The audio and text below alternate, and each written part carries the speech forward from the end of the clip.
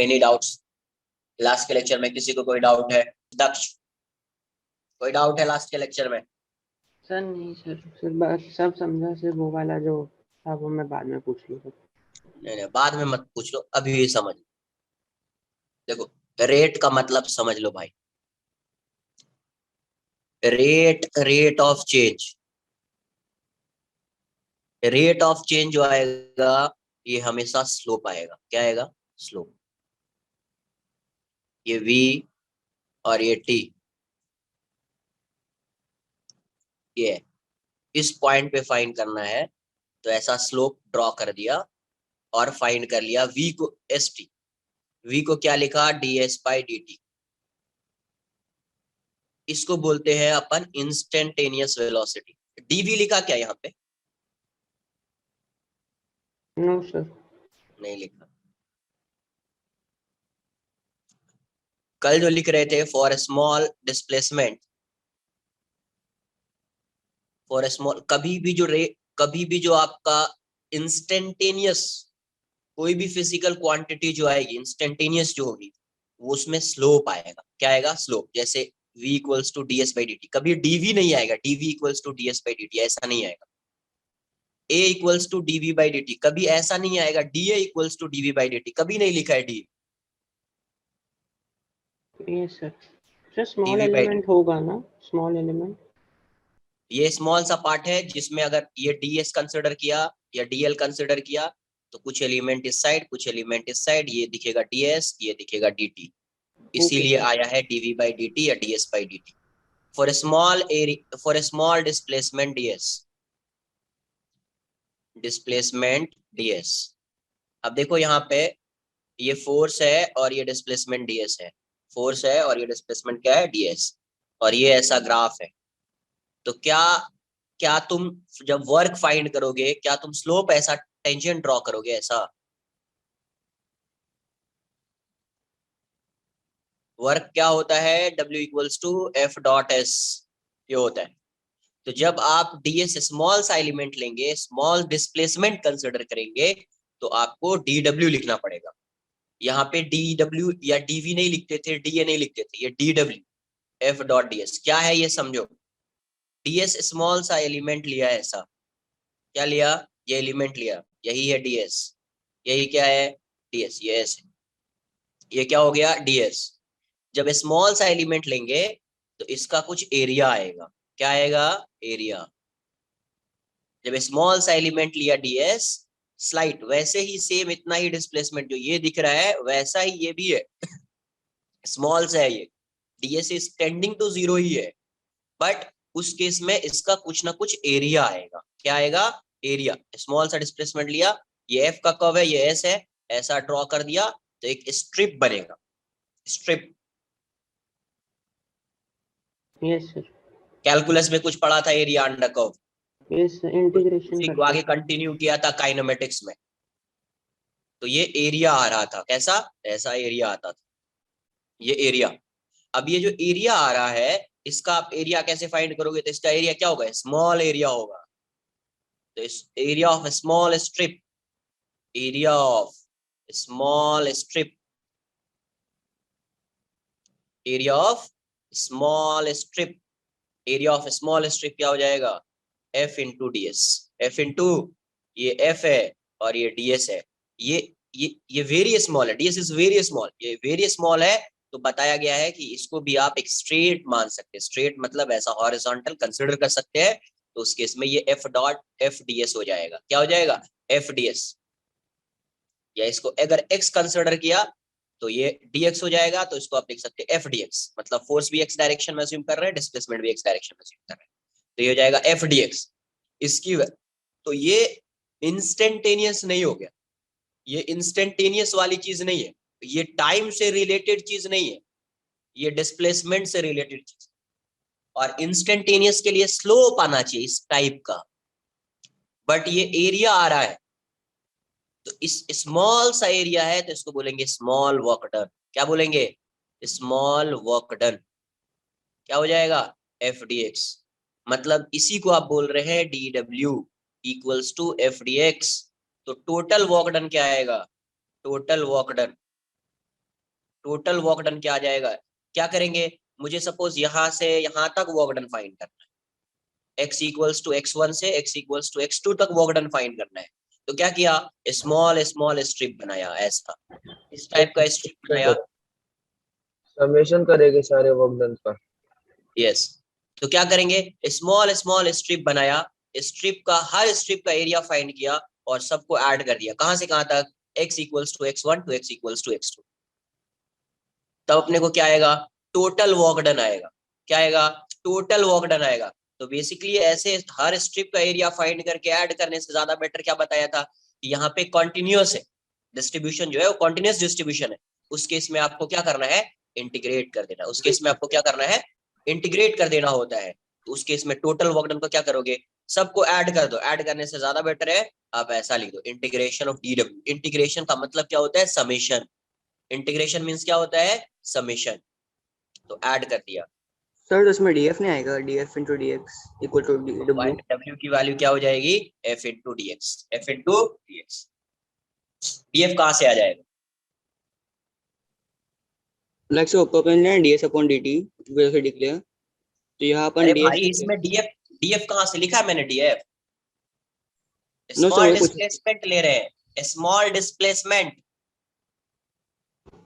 Okay force constant है sir मतलब। Constant भी हो सकता है, वेरिएबल भी हो सकता है। Okay sir. स्मॉल थोड़ी दिखेगा वो, स्मॉल फोर्स का कोई मतलब होता है, स्मॉल फोर्स जो भी फोर्स एक्ट कर रहा होगा वो होगा। उसकी वैल्यू कुछ भी हो सकती है, 1 न्यूटन भी हो सकती है, 100 न्यूटन भी हो सकती है, 1000 न्यूटन भी हो सकती है, कुछ भी हो सकती है। अब ये नहीं सर यहाँ पे तो डीएस बाई डी टी लिखा, तो यहाँ पे डीएफ सर क्यों नहीं लिखा सर? अरे होगा तब तो लिखूंगा ना यार, खुद का लॉजिक थोड़ी लगाओगे तुम। ये सर कुछ और है, ये कुछ और फिजिकल क्वांटिटी है, इसको इससे रिलेट कर देंगे, इसको इससे रिलेट कर देंगे। नहीं होता है वैसा कुछ, तुम्हारे अकॉर्डिंग नहीं होगा, है ना। तो ये इसलिए इसको बोलते हैं टोटल। ये क्या हो गया अभी, ये हो गया टोटल वर्क डन।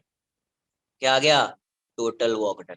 तो टोटल वर्क डन क्या आ गया यार, ये हो गया area under F S graph और F X graph. Area under F X graph और एफ एस ग्राफ, ऐसा ही इसको नोट करना है। ये अब एक कॉन्सेप्ट हो गया, समझो। ये बताओ, ऐसा ही आपको बताया था जैसे एक वीटी ग्राफ होता था, ये वीटी ग्राफ है, वीटी ग्राफ। अगर मुझे एस जैसे v इक्वल्स टू क्या लिखते थे, D S by D T, तो ये तो इंस्टेंटेनियस हो गया।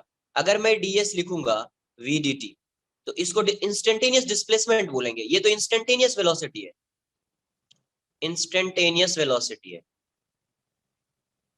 तो तुम लोग के अकॉर्डिंग क्या बोलना चाहिए, ये इंस्टेंटेनियस है तो सर ds को भी इंस्टेंटेनियस बोल दिया जाए,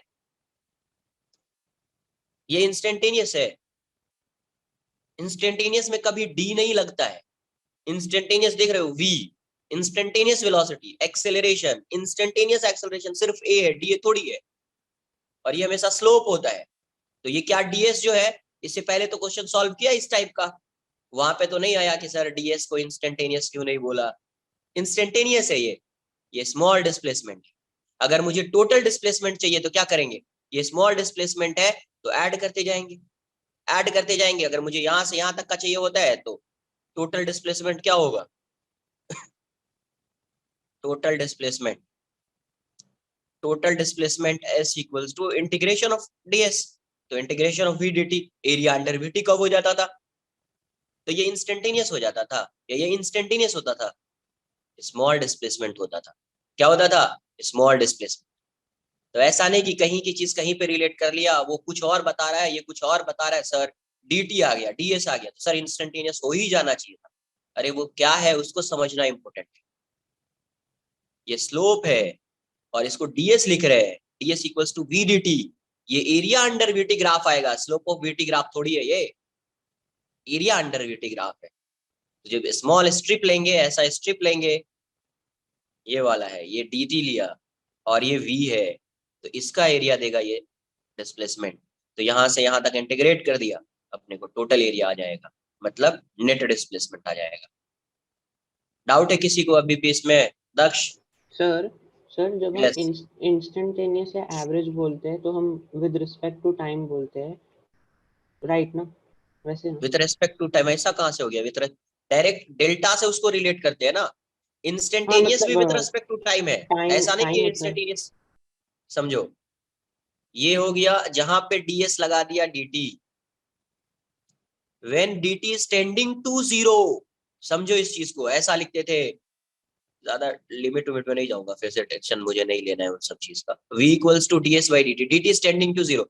जब वो टाइम इंटरवल एक फाइनाइट टाइम इंटरवल है जिसको आप ऑब्जर्व कर सकते हैं, है ना, जिसका डिफरेंस जो है एक थोड़ा लार्ज डिफरेंस आएगा, लार्ज इन द सेंस 0.00001 इस टाइप का नहीं आएगा, टेंडिंग टू जीरो नहीं होगा, उस केस में ये हो जाता है v average is delta s by delta t। अब आगे बोलो क्या है? तो ये टाइम इंटरवल के लिए डिफाइन है। ये किसके लिए डिफाइन है? टाइम इंटरवल के लिए। और टाइम इंटरवल जो होता है वो टेंडिंग टू जीरो नहीं होगा। ये क्या होगा? टेंडिंग टू जीरो नहीं होगा। ये भी टाइम इंटरवल के लिए डिफाइन है, बट ये टेंडिंग टू जीरो है, इसलिए इसको लिखते हैं ds बाई dt। देखो क्या होता है, एक होता है डेल्टा s, यही सब चीज है। जब बेसिक्स नहीं आता है ना तो फिर प्रॉब्लम होता है। जब डिफरेंशिएशन का फर्स्ट लेक्चर स्टार्ट किया था तो वहां पे मीनिंग बताई गई थी आप लोगों को कि डेल्टा एस क्या होता है और ds क्या होता है। याद है किसी को? वेदांत Yes. क्या बताए? डेल्टा एस और Delta S is ds। a delta S is a difference in क्या बोलते हैं displacement, but it is a significant displacement. ds is a yes, very small distance. Delta S क्या होता था? सिग्निफिकेंट डिस्प्लेसमेंट था। ds क्या होता था? Very small when displacement is tending to zero, उस टाइप से। तो जहां पे वेरी स्मॉल आता है, जहां पे टेंडिंग टू जीरो होता है, उसको d लगा देते हैं उसमें। उसके चेंज में क्या आता है? d। तो ds। टाइम में चेंज है तो dt, कुछ भी लिखेंगे, da, db, dc, ऐसा। लेकिन अगर सिग्निफिकेंट चेंज होगा तो delta A, delta B, delta C, यही सब बताया गया था। तो कहीं पे इंस्टेंटेनियस वाला टर्म कहां पे आएगा? जहां पे आपको ऐसा स्लोप दिखेगा, ds by dt is nothing but slope of st graph, वो आएगा इंस्टेंटेनियस। जैसे a लिखा dv बाई dt, ये क्या है? Slope of vt graph. कहीं पे फोर्स लिख दिया F equals to dp by dt, ये क्या है? Slope of pt graph. तो ये सब फिजिकल क्वांटिटी इंस्टेंटेनियस वैल्यू देगी। लेकिन इसी में अगर आपने डेल्टा लगा दिया, delta p by delta t, delta s by delta t, delta v by delta t, तो ये वाली चीज एवरेज हो जाती है। क्योंकि उसका जो टाइम इंटरवल है वो एक फाइनाइट टाइम इंटरवल होगा और वो टेंडिंग टू जीरो नहीं होगा। वो टेंडिंग टू जीरो नहीं होगा। क्लियर है? तो सर इसलिए वो वाली, हाँ बोलिए। तो जब भी इंस्टेंटेनियस की बात करते हैं, it means that how much that quantity changing with respect to small interval of time, वैसे ना। टाइम इंटरवल मतलब टेंडिंग टू जीरो। जो यस सर। टाइम इंटरवल है तो अगर वो जीरो तो को वर्क अप्रोच कर वाले रहा है। तो वर्क वाले फॉर्मूला में dt है ही नहीं, मतलब स्मॉल टाइम इंटरवल है नहीं, इसलिए हम उसको कुछ नहीं है, इंस्टेंटेनियस नहीं सिर्फ बोलेंगे। dx है। w equals to F dx, ये स्मॉल डिस्प्लेसमेंट है। ये dx क्या है? Small displacement. स्मॉल डिस्प्लेसमेंट है मतलब एक स्ट्रिप है, उस स्ट्रिप का जब एरिया लोगे एफ dx क्या हो जाएगा? स्मॉल स्ट्रिप का एरिया आएगा। तो जब एरिया आएगा, जब एरिया आएगा तो वो इतना एरिया आप कंसिडर कर रहे हो ना यार, ये स्लोप है ही नहीं। स्लोप यस रेट का मतलब क्या होता है? With respect to something. ये बात आ रही है समझ में? यस इंस्टेंटेनियस वेलोसिटी भी बोल दिया मतलब कहीं ना कहीं रेट आएगा। इंस्टेंटेनियस एक्सेलरेशन बोल दिया तो कहीं ना कहीं रेट आएगा। इंस्टेंटेनियस फोर्स बोल दिया तो कहीं ना कहीं रेट आएगा। तो विथ रेस्पेक्ट टू समथिंग, वो होती है इंस्टेंटेनियस वाली चीज। यहाँ पे ऐसा नहीं। अगर सपोज कोई फिजिकल क्वांटिटी होता, एक बार इसको नोट कर लो, ये तो नोट करना ही, कम से कम यहां से यहां तक तो नोट करना ही यार। ये कि वर्क डन कैसे फाइंड करोगे आप? Area under F X graph, area under F X graph.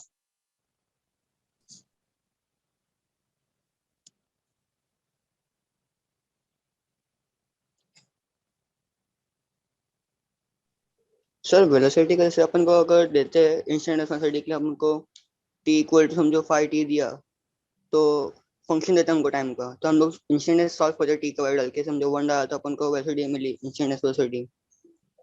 वैसे अगर डिस्प्लेसमेंट के लिए अपन को दिया t इक्वल टू 5t, अपन ने t की वैल्यू 1 डाली, तो अपन को 6 मिलेगा। वो 6 मीटर्स किसका होगा वो टाइम देख इंटरवल पे? समझ, वो इंस्टेंटेनियस तो डिस्प्लेसमेंट, वो डिस्प्लेसमेंट नहीं होता, वो होता है पोजीशन। जब s की वैल्यू गिवन है s equals to T square plus 3t, कुछ भी दिया हुआ है उसको बोलते हैं पोजीशन। क्या दिया हुआ है?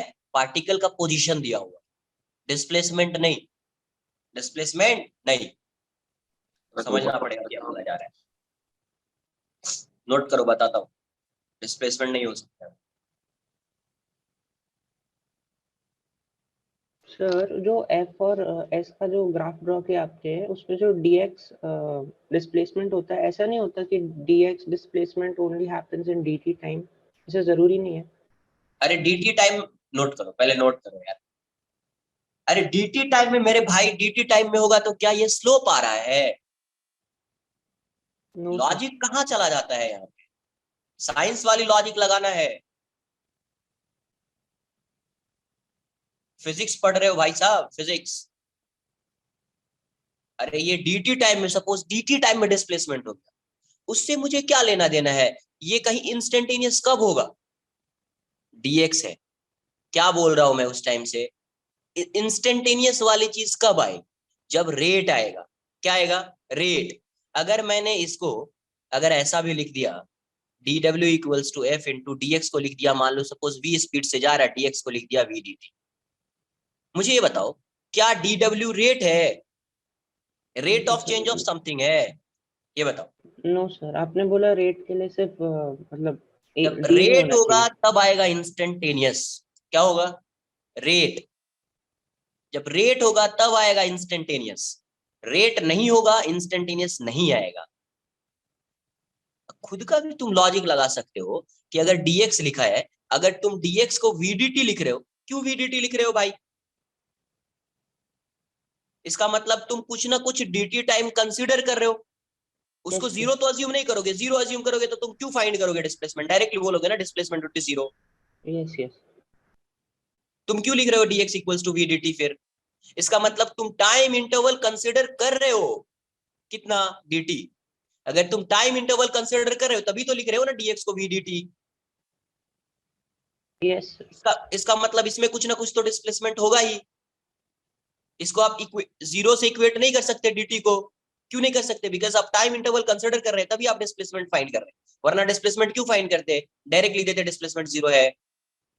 तो कंसीडर कर रहे हैं तो कुछ ना कुछ स्मॉल डिस्प्लेसमेंट होगा, यही ये स्मॉल डिस्प्लेसमेंट है। ये वेरी स्मॉल है, ये अपन शो कर रहे हैं ऐसा, ये वेरी स्मॉल है, बट इसका कुछ ना कुछ एरिया आएगा।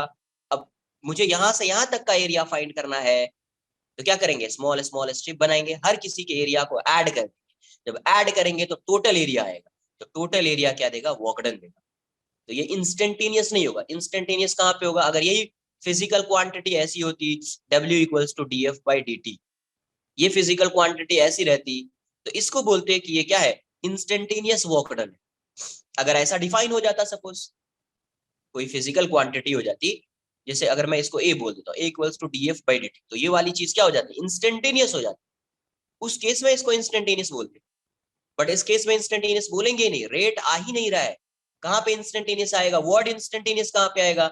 जहां पे रेट आएगा। क्या आएगा? Rate. Some physical quantity D of something upon dt। जहां पे ऐसा आएगा पूरे फिजिक्स में, वहीं पे वो चीज होगी इंस्टेंटेनियस। सर अभी ये तक देखा है? रूल है ना, मतलब कि इंस्टेंटेनियस का मीनिंग ही वही हाँ होता है। रूल है, ये एक रूल ओके। है। ठीक है, ऐसा समझ लो।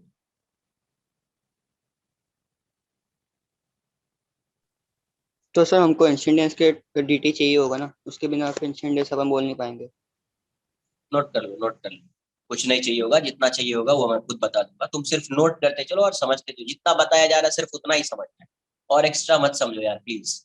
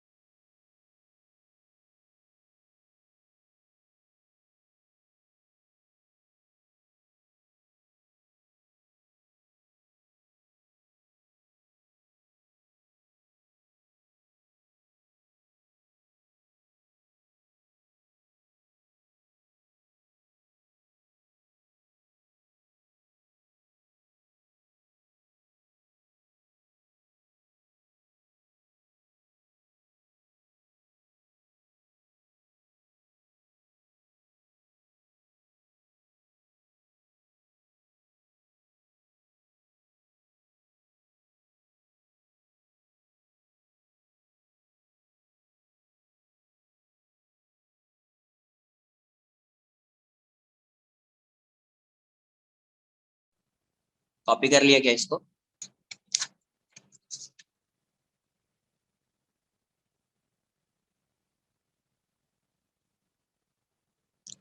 अगर आप फोर्स ऐसा गिवन है, वेक्टर के टर्म्स में गिवन है, suppose F X I cap plus F Y J cap plus F Z K cap, और डिस्प्लेसमेंट जो गिवन है आपका,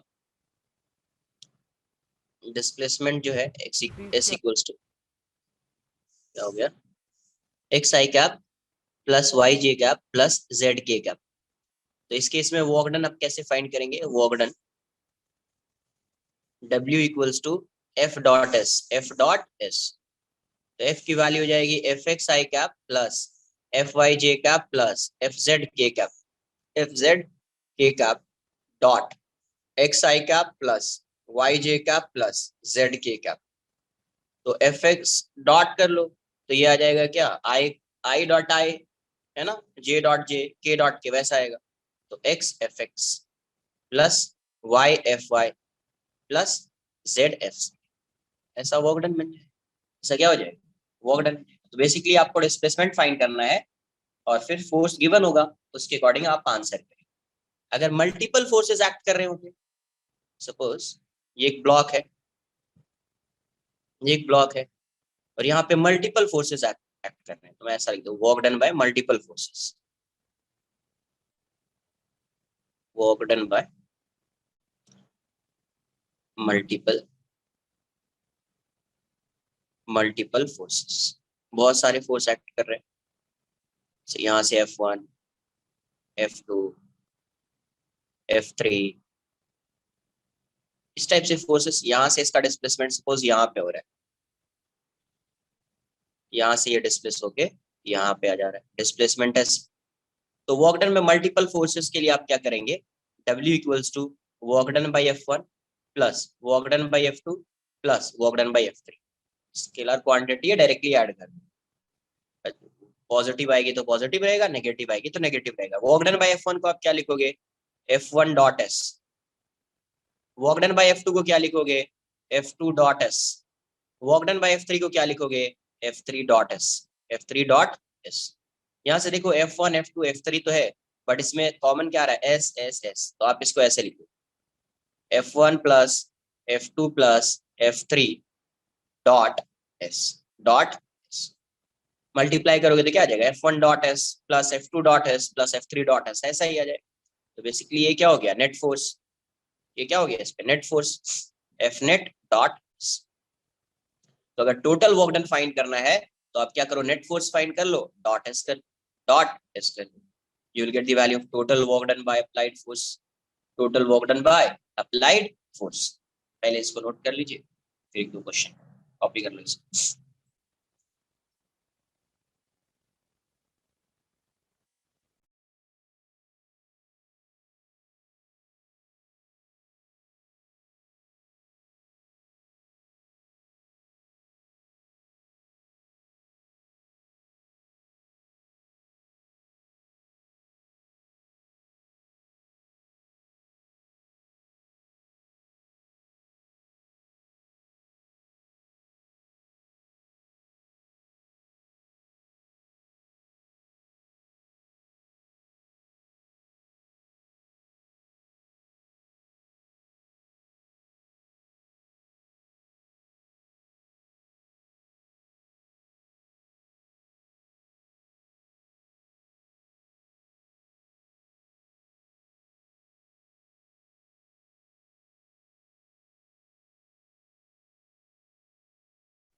एक मिनट वेट कर लो, इसको नोट करने दो, फिर मैं शो कर देता हूँ, तो स्क्रीनशॉट ले लेना, ठीक है, थोड़ा सा वेट कर।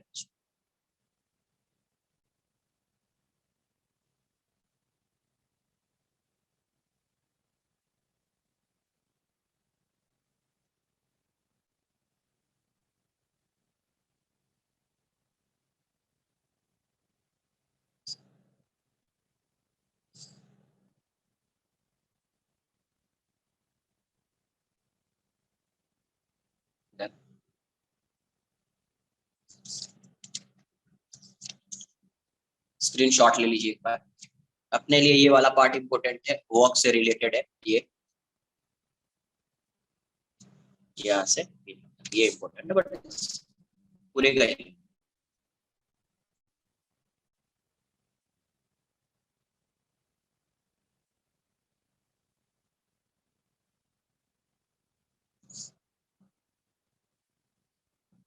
Yes. सर वो F net and direction of displacement ही लेंगे ना? क्या चीज? हाँ, एफ की बात कर रहे हो क्या? Yes sir, yes. हाँ, नेक्स्ट पेज। इसको स्क्रीनशॉट ले लिया।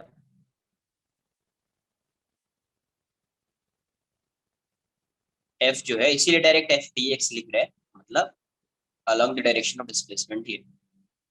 सर नहीं, यहाँ पे नहीं, नेक्स्ट पेज वाला पूछ रहा हूँ। नेट फोर्स लिख लेना ना, डॉट लगा रहे हैं ना, डॉट लगा रहे हैं, ओके डॉट। ओके। डॉट लगा रहे हैं ना, ऐसा डायरेक्ट तो नहीं लिख रहे हैं ना, तो एंगल तो आएगा, कुछ भी जो भी होगा एंगल आएगा। डॉट लगा रहे हैं। देखते हैं question. A particle is shifted from point a particle is shifted from point 0 0 1, ये सब मीटर में, मीटर, to 1 1 2 मीटर, कोऑर्डिनेट्स जो इसके मीटर में, under simultaneous action of two forces, simultaneous action of two forces, F1 2i cap plus 3j cap minus k cap Newton, and F2 equals to I cap minus 2j cap plus 2k cap Newton। ये दो force act कर रहा है, उसकी वजह से ये एक पार्टिकल जो है वो कहां से कहां डिस्प्लेस हो रहा है, 0 0 1 2 1 1 2, और ये फोर्स क्या है, ये 2i cap plus 3j cap minus k cap, और ये F2 की value i cap minus 2j cap plus 2k cap Newton। Find the work done by a resultant of these forces. Find the work done by applied forces. Find the work done by applied forces. बताइए।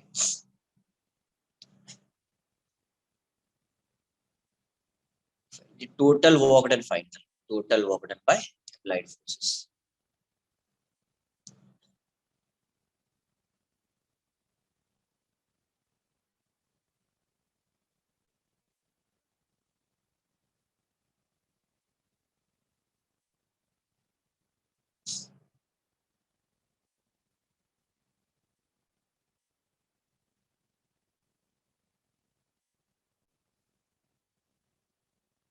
Sir show upper part 1।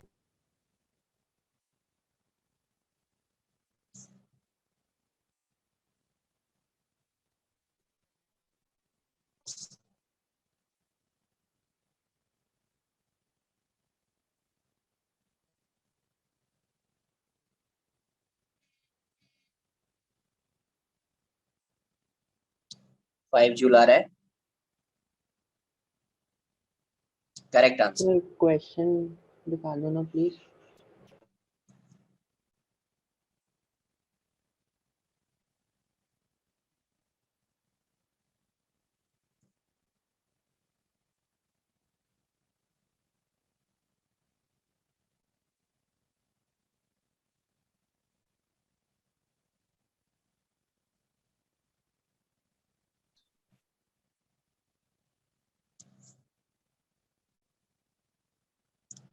A particle is shifted from point 0 0 1 to 0 1 1 2। अब देखो इसका final position ये है, initial position ये है, तो displacement क्या आएगा इसका, displacement vector S equals to final minus initial, 1 minus 0 I cap, this minus this, X coordinate है I cap, this minus this J cap, plus ये 2 माइनस 1 के कैप। तो यहां से क्या आ जाएगा, आई कैप प्लस जे कैप प्लस के कैप हो जाएगा। तो वर्क डन के लिए आपको पहले नेट फोर्स फाइंड करना पड़ेगा, तो एफ नेट फाइंड कर लीजिए। एफ नेट क्या आ जाएगा, F1 plus F2, F1 plus F2 क्या आ रहा है, 2i cap plus 3j cap minus k cap plus i cap minus 2j cap plus 2k cap. तो ये आ जाएगा आपका 3i cap plus j cap plus k cap. तो ये आ गया नेट फोर्स, ये आ गया डिस्प्लेसमेंट। ये क्या आ गया, नेट फोर्स और ये डिस्प्लेसमेंट। तो टोटल वर्क डन क्या होगा, F net dot S, F net dot S.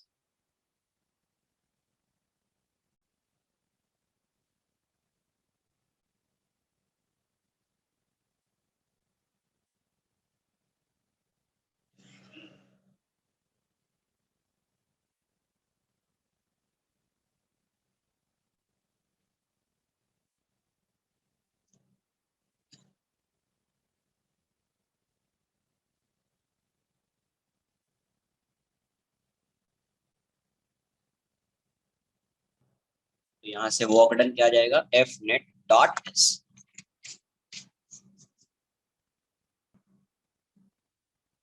Sir, in everything we have to write I cap, J cap, K cap, right? We can't just write I, J and K. नहीं, अब वो understanding होती है कि अब तुम आई लिख सकते हो जे के, बट नॉर्मली जो होता है वो यूनिट वेक्टर आई कैप जे कैप के कैप होता है। बट अपन सॉल्व कर रहे हैं, खुद से सॉल्व कर रहे हैं, तो कंपलसरी नहीं है कि वो आई कैप, अपन बोर्ड्स का ये नहीं पेपर लिख रहे हैं ना। तो आंसर आने से मतलब समझ में आना चाहिए आपको, आपको क्या रिप्रेजेंट कर, ये मैटर बस।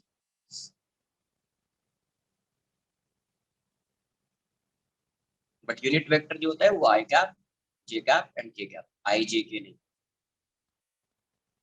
यूनिट वेक्टर का मतलब कैप लगेगा, जैसे वेक्टर ए ऐसा और ऐसा लिख दिया, मतलब ये यूनिट वेक्टर।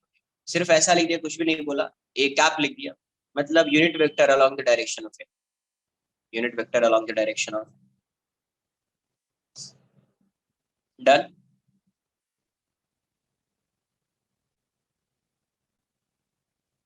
तो वर्क डन क्या आ जाएगा यार, वर्क डन की वैल्यू क्या हो जाएगी, W equals to F net dot S, dot S.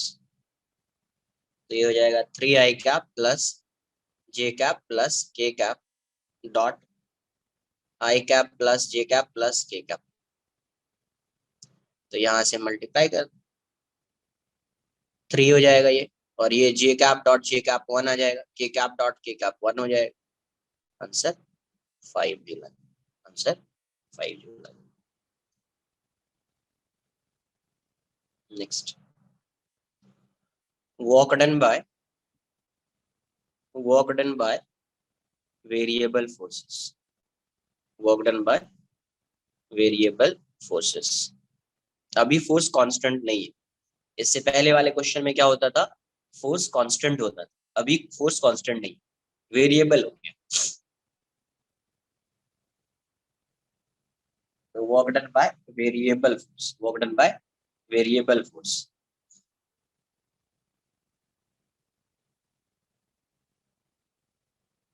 F x. तो जब भी सपोज ये ऐसा है, फोर्स जो है वो वैरी कर रहा है, तो जब भी फोर्स वैरी कर रहा है तो आपको क्या करना है, डायरेक्टली आंसर नहीं आएगा। जहां पे भी फोर्स वैरी करेगा डायरेक्टली आंसर नहीं आएगा। ऐसा नहीं कि डायरेक्ट एफ डॉट एस लिख दिया आंसर आ जाएगा, नहीं। उसके लिए क्या करना पड़ेगा आपको, स्मॉल डिस्प्लेसमेंट कंसिडर करना पड़ेगा। ये स्मॉल सा डिस्प्लेसमेंट जब आप कंसिडर करोगे dx, तो उसके लिए आपको स्मॉल वर्क डन लिखना पड़ेगा।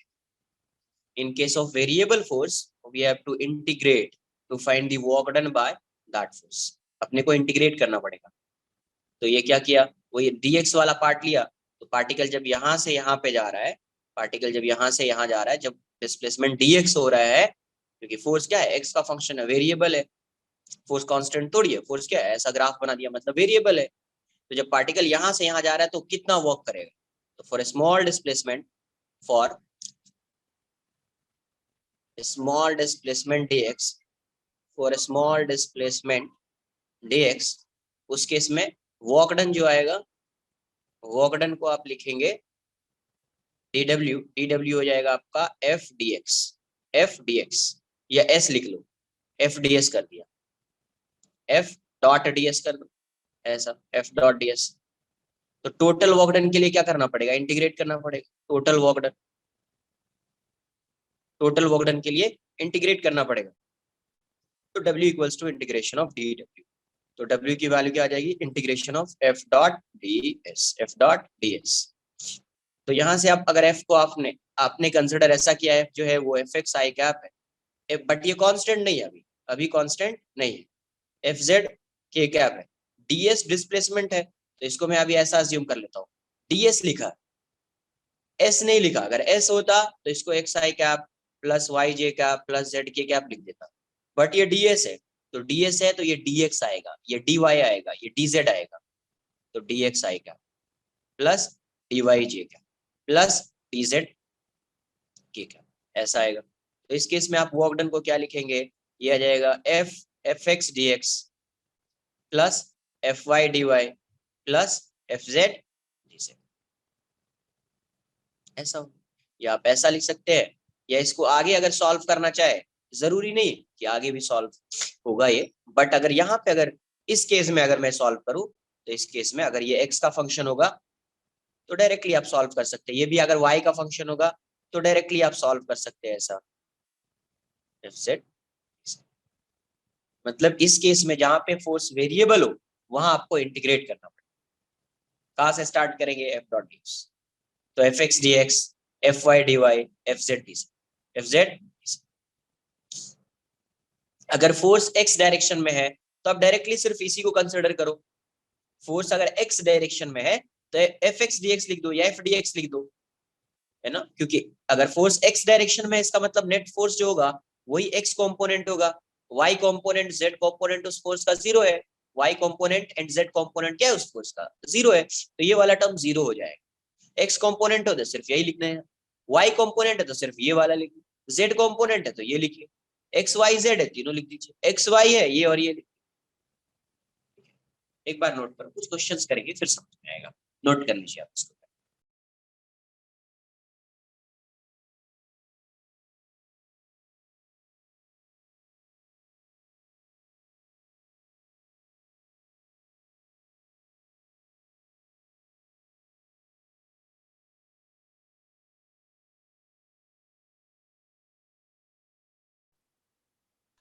सर एक डाउट था, यस बोलिए।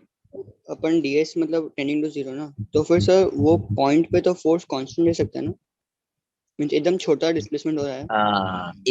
इसलिए इसको डायरेक्ट जो कांस्टेंट इतने के लिए फंक्शन तो रहेगा, ऐसा नहीं कि फंक्शन नहीं रहेगा, बट उस इंस्टेंट के लिए x की वैल्यू कांस्टेंट है, इसीलिए डायरेक्ट ऐसा लिख दिया।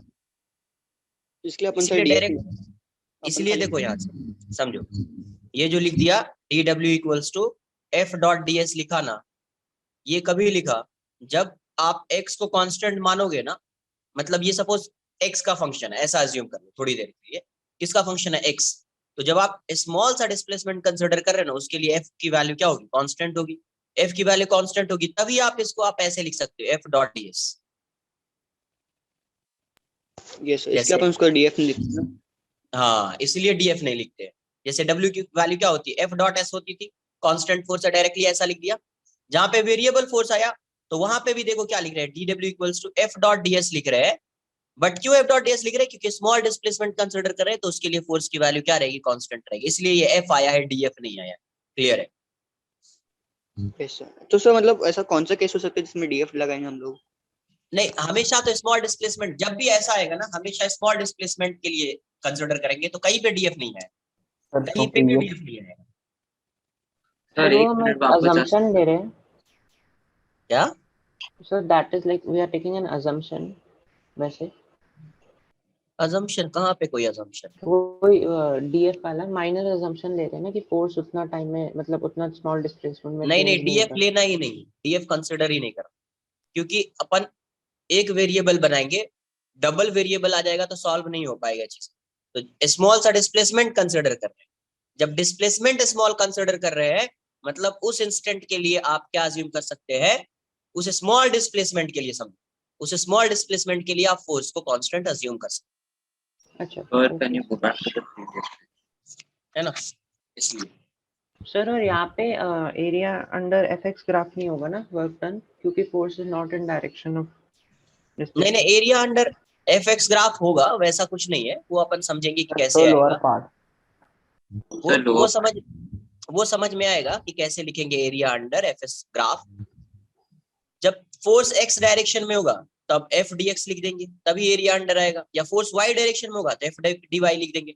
आप ऐसा बोल सकते हो। सिर्फ एक्स डायरेक्शन में फोर्स है, सिर्फ ये वाला टर्म आएगा तो उसको बोल सकते हैं area under F X graph. Y direction में तो area under F Y graph. Z direction में होगी area under F Z graph. वैसा लिखेंगे। अच्छा, लेकिन यहाँ पे 3 टर्म्स है ना, तो डायरेक्ट हाँ, नहीं तो लिख सकते। डायरेक्टली नहीं बोल पाएंगे। यहाँ पे आप सिर्फ ये बोल सकते हैं area under F S graph, F x नहीं, एफ एस। अच्छा, okay sir. F S dot किया ना अपन ने, डॉट तो यूज किया ना यार, यस यस। है ना। जीरो तो नहीं लिया ना, कॉस थीटा जीरो, वैसा कॉस जीरो इज वन, वैसा कंसिडर नहीं किया। हाँ बोलो। सर तो वेरिएबल फोर्सेस में अपन ने बड़ा डिस्प्लेसमेंट लिया तो वो कॉम्प्लिकेट हो जाएगा ना, फिर तो बहुत कॉम्प्लिकेटेड बन जाएगा ना। हाँ, स्मॉल सा डिस्प्लेसमेंट के लिए फोर्स कांस्टेंट रहेगा, इसलिए डायरेक्ट एफ डॉट डीएस लिख रहे हैं, वरना ये एफ डॉट डीएस नहीं आता, नहीं आता। क्लियर है? Yes sir. डन। अब देखिए, अगर सिर्फ फोर्स एक्स डायरेक्शन में एक्ट कर रहा हो और डिस्प्लेसमेंट भी एक्स डायरेक्शन में, सपोज फोर्स जो है वो आई कैप में है, प्लस माइनस आई कैप। फोर्स किस डायरेक्शन में? प्लस माइनस आई कैप। तो डिस्प्लेसमेंट भी किस डायरेक्शन में होना चाहिए? इसी डायरेक्शन में होना चाहिए, तभी आंसर कर पाओगे, वरना तो आंसर नहीं कर पाओगे। तो उस केस में वर्क डन को आप डायरेक्ट लिख दो एफ डी एक्स। अगर यही फोर्स किस डायरेक्शन में एक्ट कर रहा है?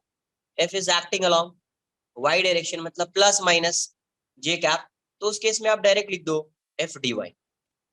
फोर्स अगर किस डायरेक्शन में एक्ट कर रहा है? Plus minus K cap, direct लिख दो F equals to F D Z. Because force Z direction में है ना फोर्स, तो डिस्प्लेसमेंट उसी डायरेक्शन में होगा, तभी वर्क डन आएगा। एक्स डायरेक्शन में डिस्प्लेसमेंट होगा तो परपेंडिकुलर हो जाएगा, परपेंडिकुलर होगा तो वर्क डन जीरो हो जाएगा एक्स डायरेक्शन में। वाई डायरेक्शन में भी कोई वर्क डन नहीं होगा, सिर्फ जेड के अलग अगर पार्टिकल डिस्प्लेस होगा तभी वर्क डन आएगा, वरना वर्क डन नहीं आएगा। तो सिर्फ ये वाला, सिर्फ जे कैप में है तो ये वाला टर्म्स, एक्स आई कैप में है तो ये वाला। सर वो dy और dx dz वो displacement in y direction z direction है ना। यस, एक क्वेश्चन करते हैं, थोड़ा समझ में आएगा, क्लियर होगा। और जैसे मान लेते हैं a position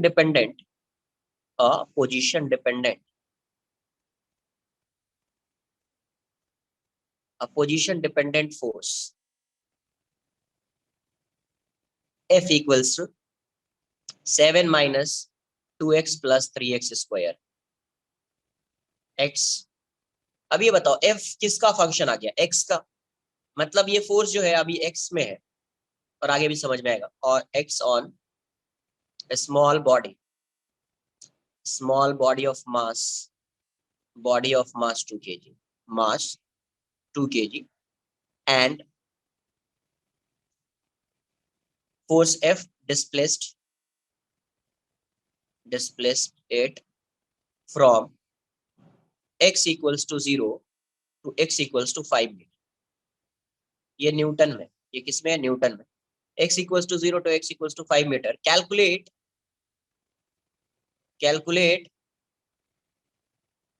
the work done, by applied force या फोर्स अप्लाइड। बताइए वर्क डन F किस डायरेक्शन में? x में।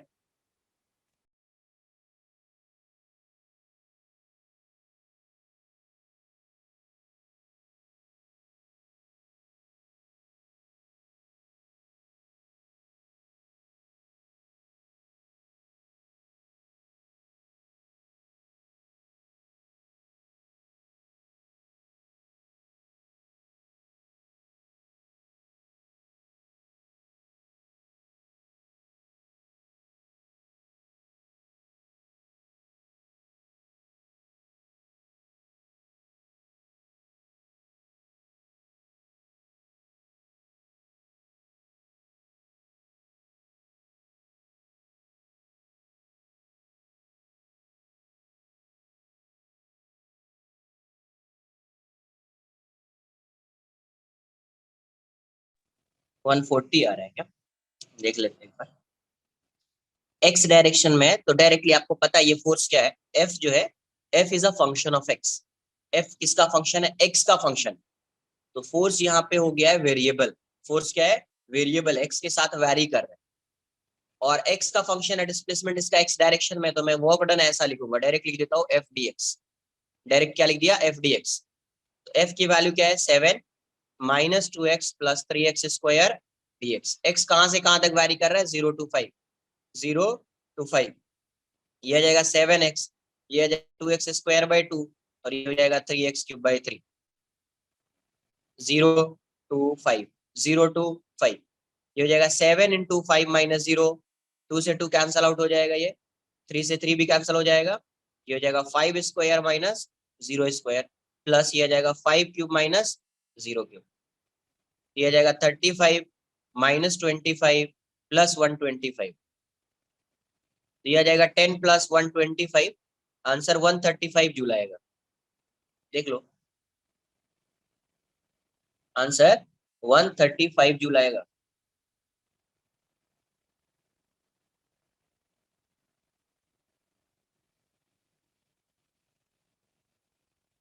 हाँ वही तो, वो तो पता ही है ना, फोर्स की डायरेक्शन में, एक्स डायरेक्शन में फोर्स है, फोर्स किस डायरेक्शन में है, एक्स किसका फंक्शन है, एक्स का फंक्शन है ना, एक्स के साथ वैरी कर रहा है फोर्स, मतलब एक्स डायरेक्शन कंसिडर किया, और ये डिस्प्लेसमेंट एक्स डायरेक्शन में, तो डायरेक्टली लिख दो एफ डी एक्स है ना।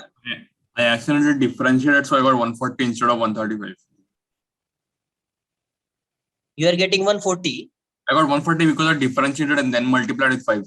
okay.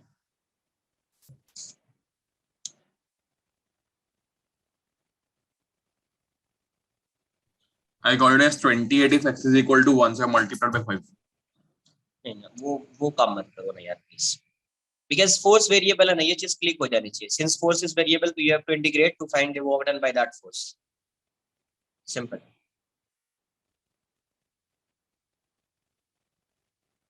और लिमिट्स पुट कर दीजिए, लिमिट्स जो है वो पुट कर दीजिए।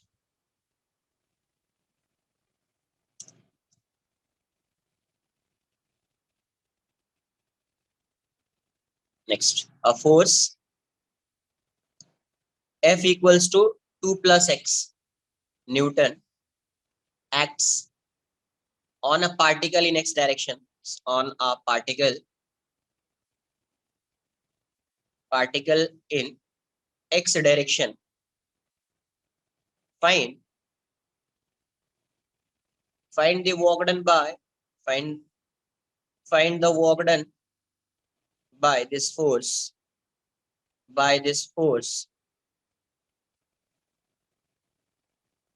during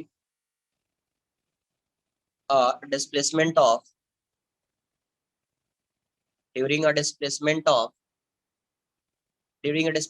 from x equals to 1 meter to x equals to 2 meter.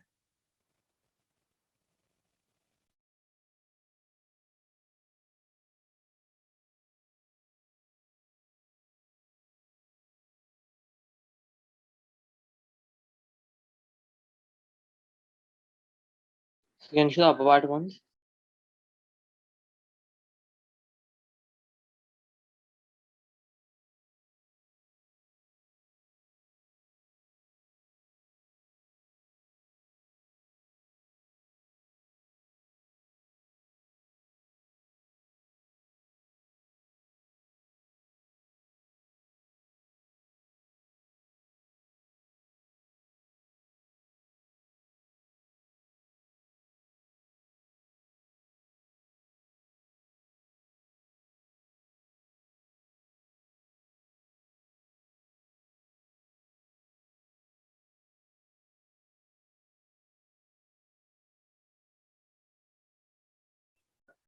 Sir, what is the force F is equal to?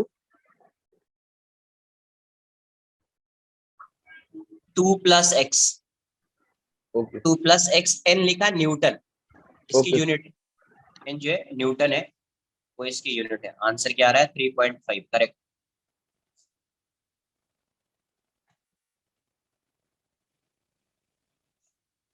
तो फोर्स एक्स डायरेक्शन में, डिस्प्लेसमेंट भी इसका एक्स डायरेक्शन वाला ही कंसिडर करेंगे, तो आप वर्क डन क्या लिखोगे,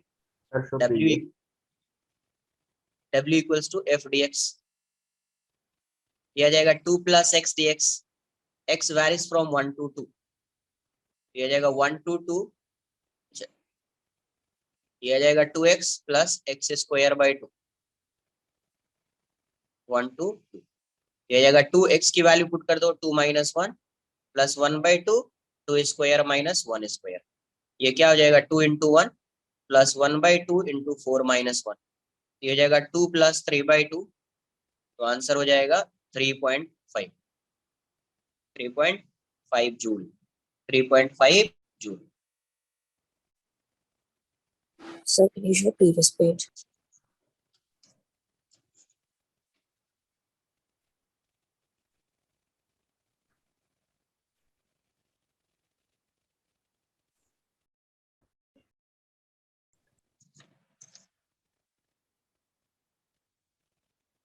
A force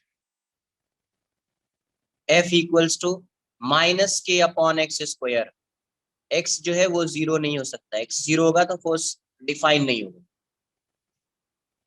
acts on a particle in x direction, find the work done by this force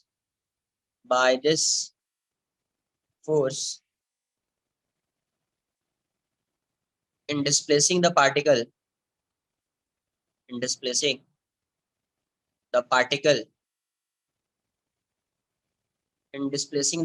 from x equals to plus a to x equals to plus 2a, here k is a constant, यहाँ पे जो k है, ये जो k है वो k क्या है, k is a positive constant,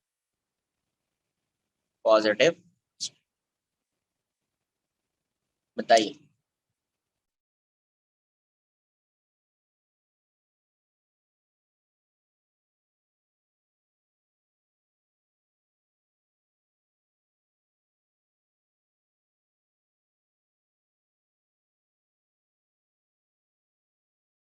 sir थोड़ा स्क्रॉल अप कीजिए ना।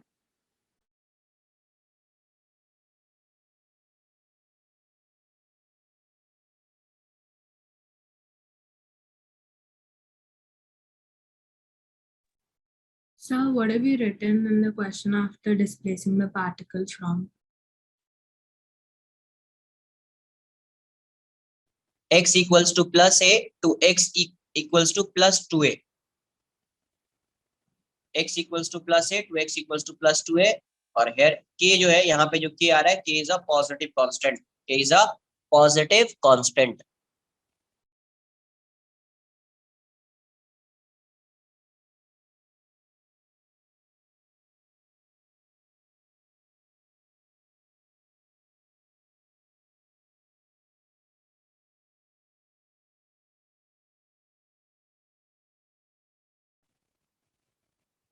देखिए यहाँ फोर्स किस डायरेक्शन में, x डायरेक्शन में, तो वर्क डन आप क्या लिखोगे, F डॉट dx, F की वैल्यू क्या है, माइनस के upon x square dx, x varies from a to 2a, तो माइनस के बाहर कर दीजिए, यह आ जाएगा x raise to minus 2 dx, a to 2a, तो ये वाली वैल्यू माइनस के, ये हो जाएगा x raise to minus 2 plus 1 upon minus 2 plus 1, a to 2a, तो यहाँ पे ये वाली वैल्यू क्या आ जाएगी, W इक्वल्स टू माइनस के, और ये -1 हो जाएगा, -1, और ये वाली वैल्यू हो जाएगी 1/x, के x रेज टू -1 है ये, तो ये 1/x हो जाएगा, 2a और a, तो वर्क डन क्या आ रहा है, माइनस से जब माइनस जाएगा k हो जाएगा, 1/2a minus 1/a, 1/2a minus 1/a, therefore work done is, ये आ गया 2a 1 माइनस 2, तो ये -1 हो जाएगा,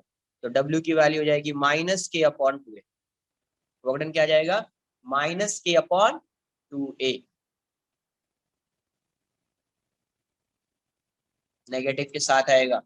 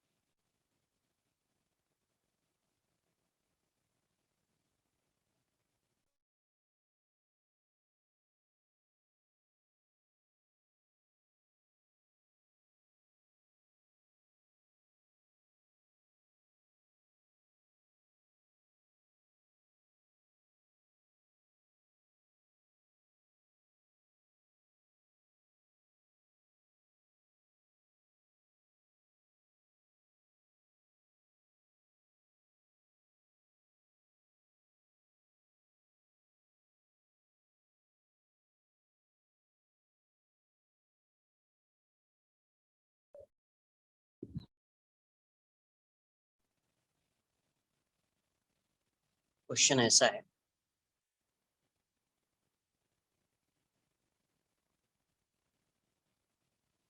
to kg velocity of this particle is given as a function of t, 2t square, velocity किसका फंक्शन है, t का, 2t square, t equals to 0 पे, यहाँ पे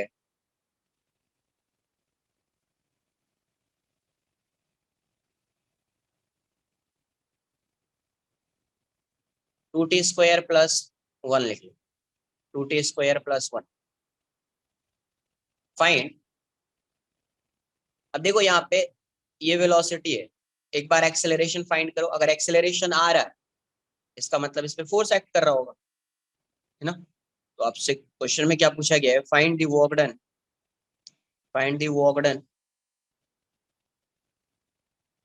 find the work done by applied force, क्योंकि वेलोसिटी वेरिएबल है मतलब force तो होगा इस पे, by applied force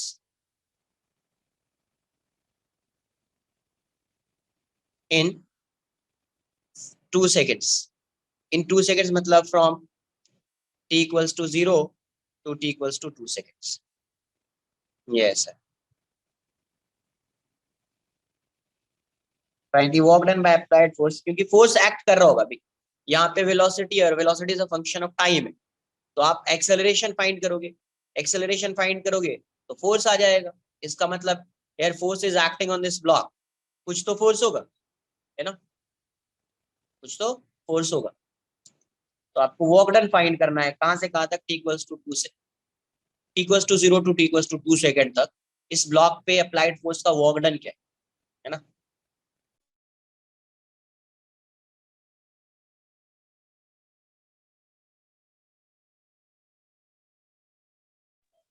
sir force भी टाइम के फंक्शन में आएगा ना फिर?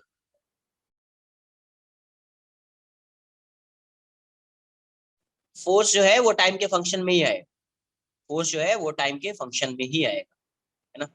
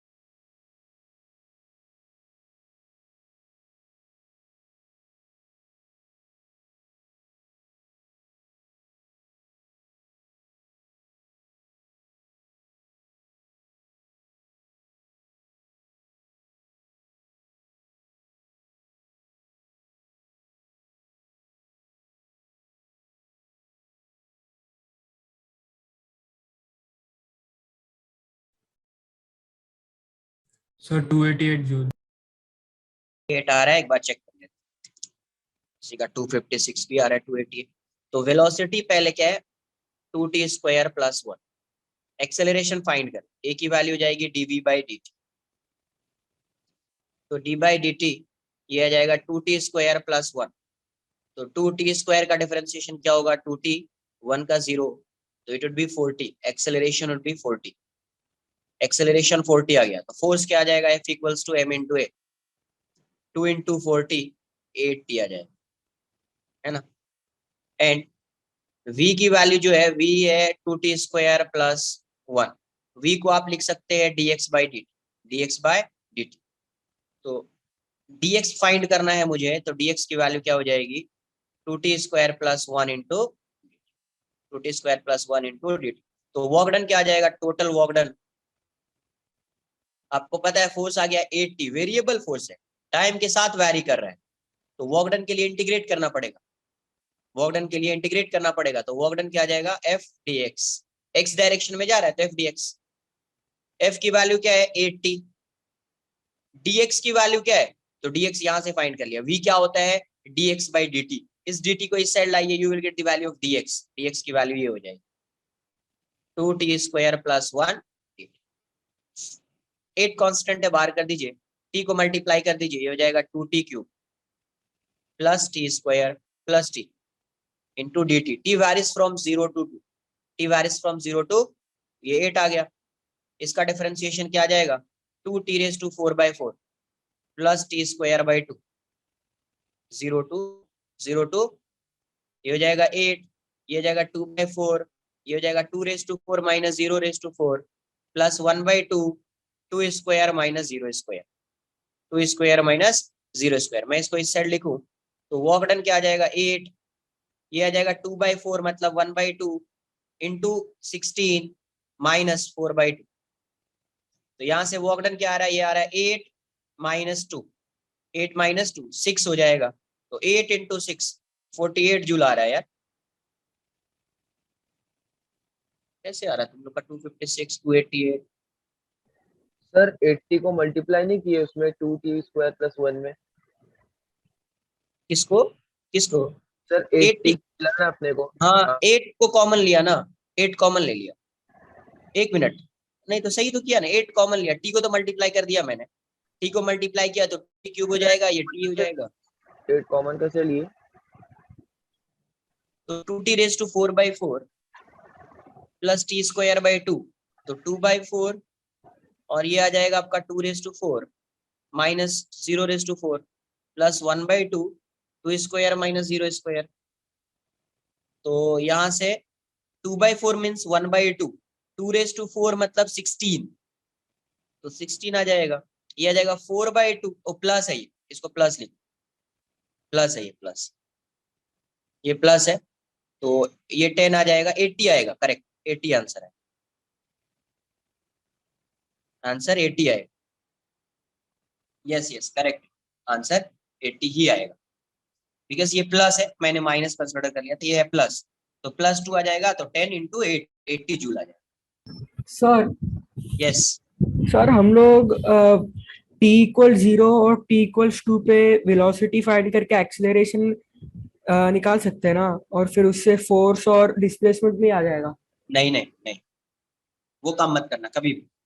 जहां पे भी आपको वेरिएबल दिखे ये चीज कभी मत करना कि जैसे सपोज ये यहाँ पे पार्टिकल है, अपन ने यहाँ पे t को 0 पुट कर दिया तो मुझे यहाँ पे एक्सेलरेशन आ गया, यहाँ पे वेलोसिटी आ गई, यहाँ पे वैसा फाइंड कर लिया t=t पे, और फिर उसके अकॉर्डिंग जो है डिस्प्लेसमेंट फाइंड कर लिया, v² = u² + 2s। ये कभी यूज करते हैं जब एक्सेलरेशन कांस्टेंट होता है, तभी यूज करते हैं ये formula.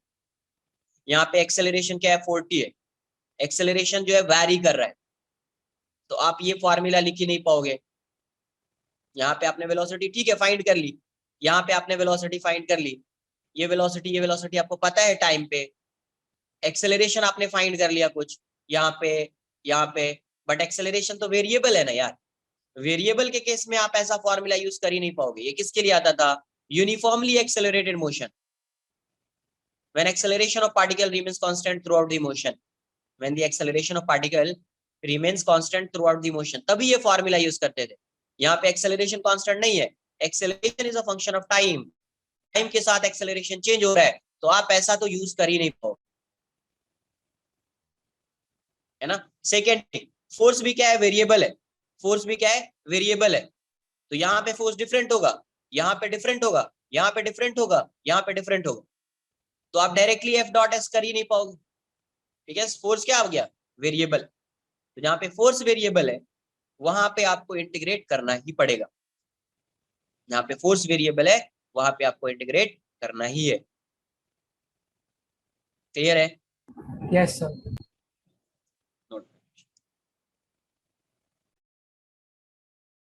Lower part sir wait, sir तो फिर हमको अगर टाइम वेलोसिटी जो अगर टाइम के फंक्शन में है तो डिस्प्लेसमेंट में हमको टाइम के फंक्शन में निकालना पड़ेगा ना फिर। यस देखो वर्क क्या होता है, F/dx, करेक्ट, इतना तो लिख सकते थे यार, इसमें किसी को कोई डाउट है क्या, एनीवन? अब फोर्स क्या है, 80 है। अब देखो यहाँ पे फोर्स जो आ रहा है आपका 80, तो आप W को क्या लिखते, 80 dx, कैसे इंटीग्रेट कर पाओगे, यहाँ पे t है, यहाँ पे x है, कैसे इंटीग्रेट कर पाओगे, या तो यहाँ पे x होगा, ये dx होगा, तो उस केस में आप इसको इंटीग्रेट कर पाओगे, ये यहाँ पे t है तो यहाँ पे t होना चाहिए, उस केस में आप इसको इंटीग्रेट कर पाओगे, इसलिए आपको dx को भी किसका फंक्शन बनाना पड़ेगा, टाइम का।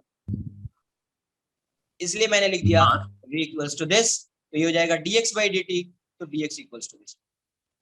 अब देखो यहाँ पे भी t है, यहाँ पे भी t है, और यहाँ पे भी t, तभी आप इंटीग्रेट कर पाओगे। अगर ये t होगा ये x होगा, you can't integrate this function. Sir, yes instead of doing the thing directly, I just did the different. I mean, so what it is? Velocity find कर लिया क्या? No, sir, I directly found the displacement. I found directly the displacement and then multiplied it by 80 and brought the 8 outside.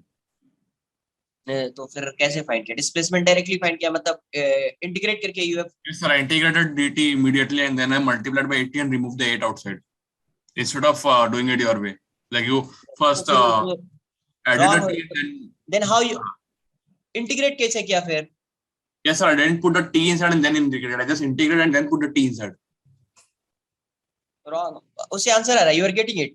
No, sir, that's why I got wrong answer. हाँ, इसलिए वो wrong आ रहा है ना, because पता है ना आपको ये f क्या है, f वेरिएबल है, तो आपको dx को भी वेरिएबल ही लेना पड़ेगा, otherwise you can't integrate this one.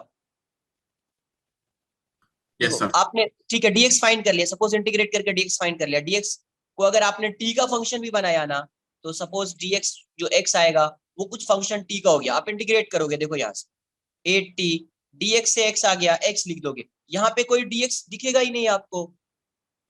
यहाँ पे क्या होता है इंटीग्रेशन में, क्या होता है समथिंग dx dy dz होना चाहिए ना। आपने तो x फाइंड कर लिया इंटीग्रेट करके, x लिखोगे f डॉट x, तो से dx वाला टर्म आएगा ही नहीं, इंटीग्रेट कर ही नहीं पाओगे। ऐसे ही सॉल्व कर।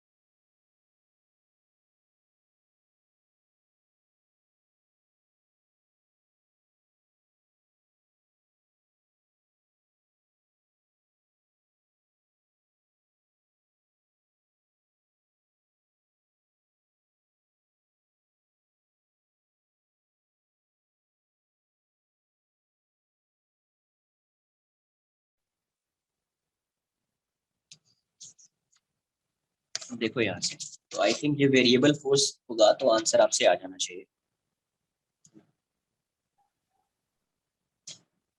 वेरिएबल फोर्स है, यस। सर अगर हम कांस्टेंट को बाहर न निकाल के मल्टीप्लाई करें तो भी आंसर सेम आएगा ना, फर्क नहीं पड़ता ना उससे। ऑब्वियस है ना, आंसर तो सेम ही आएगा ना, कैसे डिफरेंट आ सकता है यार? मल्टीप्लाई कर दो या मल्टीप्लाई नहीं करो, आंसर में चेंज थोड़ी आएगा कुछ।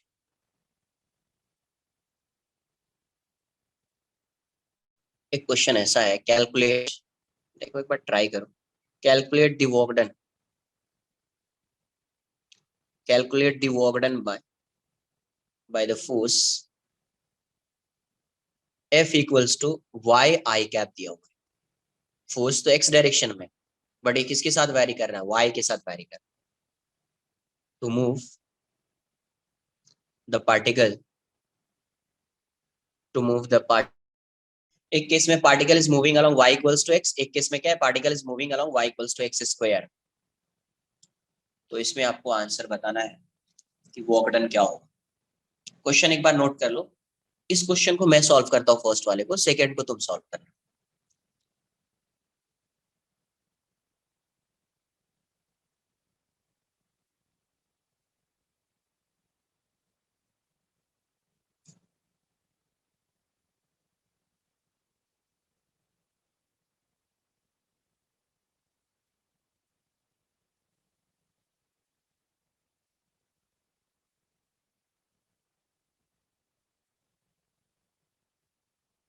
दोनों केस में इनिशियल और फाइनल पोजीशन सेम है।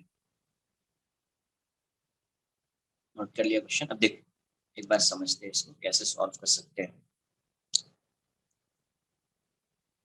ये y इक्वल्स टू x का ग्राफ तो ऐसा आएगा यार, ये y है, ये x है, ये ऐसा हो जाएगा y इक्वल्स टू x, और ये y equals to x square है, ये तो पैराबोला है, ऐसा हो जाएगा ग्राफ। ये पॉइंट 0 0 है, एक बार इसके अलोंग जा रहा है वन केस में, फर्स्ट वाले में, सेकंड केस में इसके अलोंग जा रहा है, और जहां पे ये इंटरसेक्ट कर रहा होगा ये y equals to X square है, जहां पे ये इंटरसेक्ट कर रहा होगा वहीं पे ये वाली जो वैल्यू होगी 1 1 यहीं पे आएगी। x की वैल्यू 1 पुट करो y 1 आ जाएगा, इसमें भी x की वैल्यू 1 पुट कीजिए y 1 आ जाएगा, तो यही पॉइंट है 1 1। अब देखो दोनों केस में जो फोर्स एक्ट कर रहा है, दोनों केस में क्या है, 0 0 और 1 1, मतलब इनिशियल पोजीशन और फाइनल पोजीशन सेम है। इनिशियल पोजीशन और फाइनल पोजीशन सेम है तो डिस्प्लेसमेंट सेम होगा, अरे होगा या नहीं होगा? Initial position final position same है तो डिस्प्लेसमेंट क्या होगा, सेम होगा। सेम होगा तो वर्क डन सेम आना चाहिए, फोर्स सेम है, डिस्प्लेसमेंट भी सेम है, तो वर्क डन सेम आना चाहिए ना, बट सेम नहीं है। देखते हैं फर्स्ट, पहले वर्क डन क्या लिखेंगे अपन, वर्क डन हो जाएगा आपका F dot ds, F dot ds, F की वैल्यू क्या है यार y i कैप, ds को आप क्या लिखोगे dx i cap plus dy j cap, y z वाला टर्म तो जाएगा k कैप, i को i के साथ डॉट प्रोडक्ट किया तो 1 आ जाएगा, i डॉट j 0 हो जाएगा, i डॉट k 0 हो जाएगा, तो ये क्या आ जाएगा y dx, ये क्या आ जाएगा y dx first along y equals to x, along y equals to x, इसके along अपन देख रहे हैं तो वर्क डन इस केस में क्या लिखोगे y dx। अब मुझे ये बताओ क्या इस फंक्शन को आप इंटीग्रेट कर सकते हैं, y भी वेरिएबल है x भी वेरिएबल है, y भी वेरिएबल है और x भी वेरिएबल है, नो y भी सर, वेरिएबल है x भी वेरिएबल है, तो आप इस फंक्शन को इंटीग्रेट नहीं कर सकते, डायरेक्टली आप इंटीग्रेट नहीं कर पाओगे। बट एक चीज पता है, ये पार्टिकल जो मूव कर रहा है ये किसके अलॉन्ग मूव कर रहा है, y इक्वल्स टू x, मतलब आप y को x के इक्वल लिख सकते हैं। Particle is moving along y equals to x, मतलब y को किसके इक्वल लिख सकते हैं आप, x के इक्वल लिख सकते हैं, तो यहां से y इक्वल्स टू आप लिख सकते हैं x dx, क्योंकि y इक्वल्स टू x है, क्या लिख दिया x dx। x कहां से कहां तक वैरी कर रहा है, तो 0 to 1, x कोऑर्डिनेट कहां से कहां तक वैरी कर रहा है, 0 to 1, 0 to 1, इसका मतलब यहाँ से आंसर जो आएगा ये एक्स स्क्वायर बाय 2 हो जाएगा, 0 to 1, तो ये वाली वैल्यू क्या आ जाएगी, 1 स्क्वायर माइनस 0 स्क्वायर बाय 2, तो 1/2 जूल आ जाएगा। क्लियर है, नोट कर लो पहले इसको।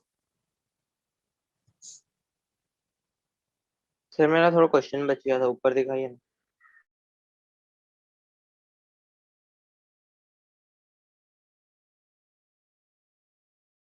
सर आप ग्राफ से एक वापस एक्सप्लेन कर सकते हो क्या?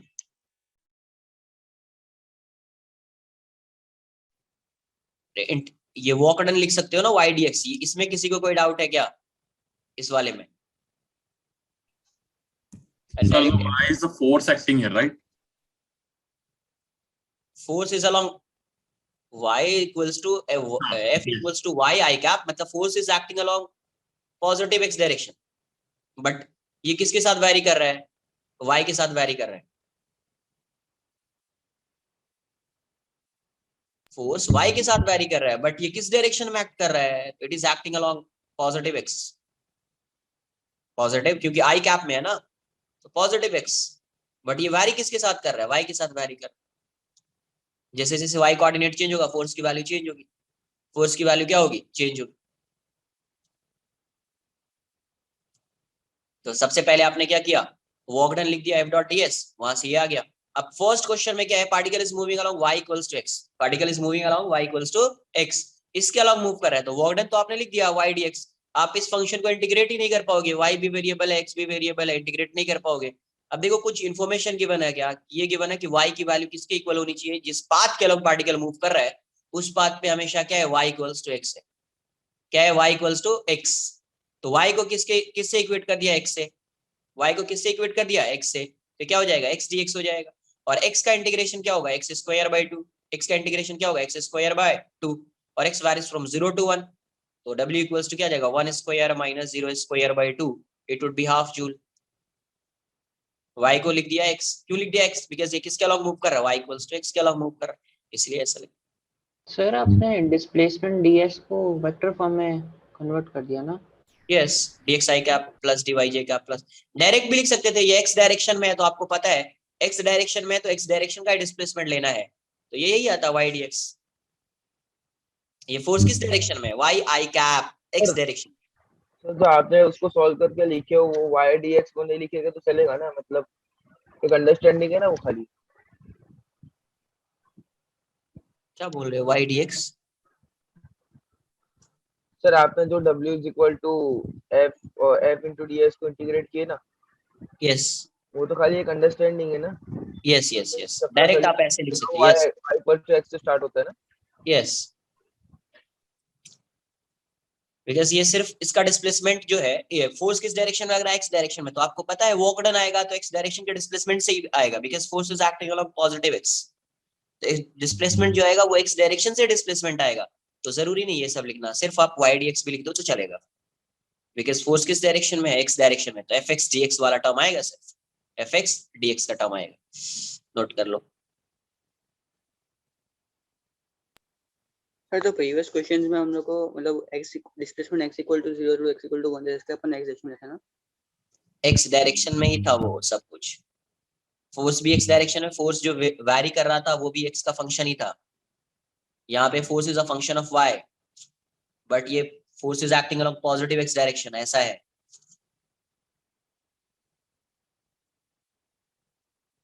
अरे कि कोई डाउट आ रहा है इसको समझने में? ये बोलो ना यार, जितना बताया उसमें कोई डाउट है? सर खाली ग्राफ समझा है, जो ग्राफ ड्रॉ किया। ग्राफ नहीं समझा क्या? कैसे ग्राफ बन गया? नहीं मतलब लाइन ड्रॉ का, पैराबोला ड्रॉ का समझा, पर अपने प्लान में फिर क्या बोला ग्राफ का? कुछ नहीं बोला उसके बाद। सर ये वो 0 0 पैराबोलिक ग्राफ नेगेटिव साइड पे क्यों नहीं जाता? क्या लिखा है यहाँ? 0 0 आगे एंड 1 1। ओके, तो ग्राफ इस साइड आने का कोई फायदा होगा क्या? ऐसा थोड़ी ग्राफ इस साइड नहीं आएगा, ग्राफ तो होगा इस साइड, ये वाला जो स्ट्रेट लाइन है ये इस साइड भी होगा, बट कोई मीनिंग नहीं है उसकी ना यहाँ पे, बिकॉज डिस्प्लेसमेंट इसका 0 0 टू 1 1 है, तो इस साइड ही लेना पड़ेगा ग्राफ अपने को। Okay sir.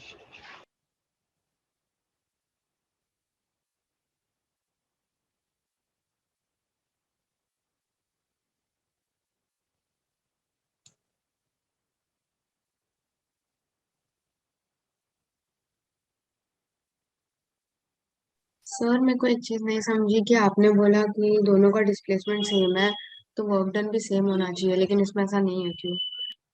वो आगे बताऊंगा ना, एक बार नोट तो करो इतना पहले। अच्छा ओके सर। हाँ, एक बार नोट कर लीजिए, फिर समझ में आएगा कि यहाँ से कुछ आएगा कुछ। वर्क जो है वो डिफरेंट आ रहा है, फोर्स भी सेम है, डिस्प्लेसमेंट भी सेम है, 0 0 टू 1 1 जा रहा है, इसका मतलब डिस्प्लेसमेंट तो सेम ही है, बट फिर भी वर्क डन डिफरेंट आ रहा है, इसका मतलब कुछ तो होगा, वो समझ में आएगा। एक बार आप इसको नोट कर लीजिए।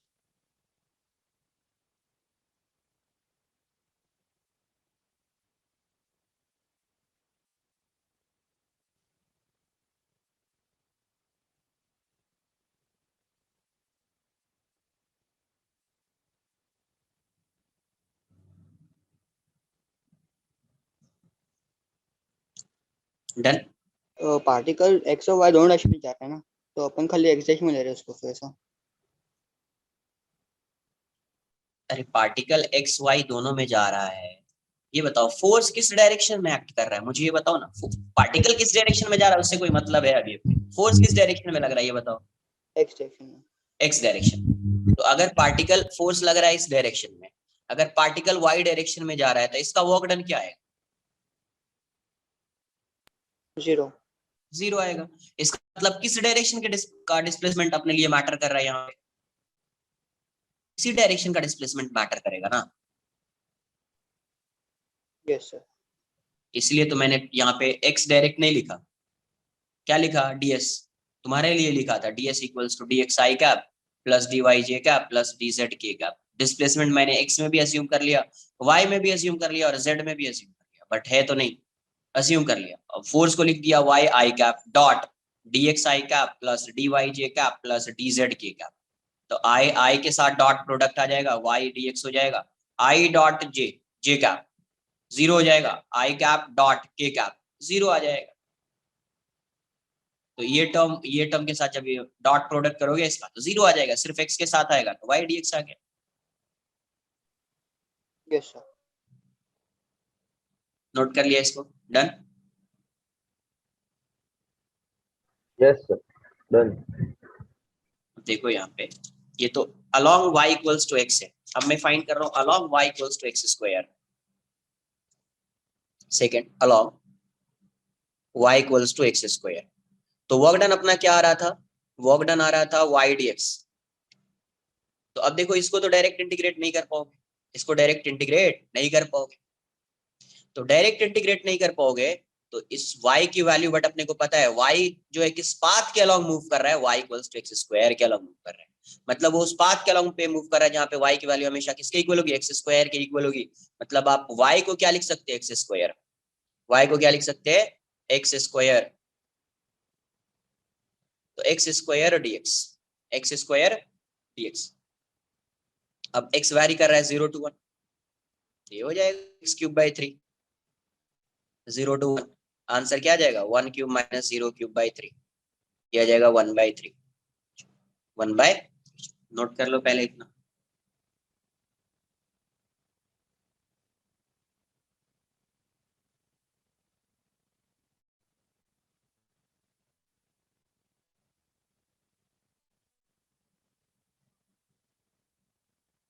अब देखो दोनों केस में क्या आया, वर्क डन डिफरेंट आया।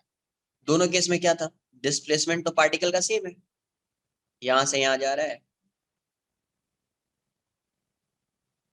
ये ऐसा जा रहा है पार्टिकल, ये 1 1 है और ये 0 0 है।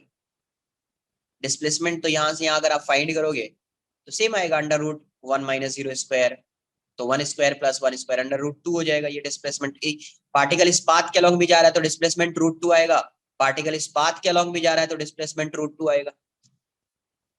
तो यहाँ पे वर्क डन डिफरेंट क्यों आ गया, तो एक चीज यहां से क्या समझ में, वर्क डन बाय फोर्स जो होता है वो सिर्फ इनिशियल पोजीशन और फाइनल पोजीशन पर डिपेंड नहीं करता है।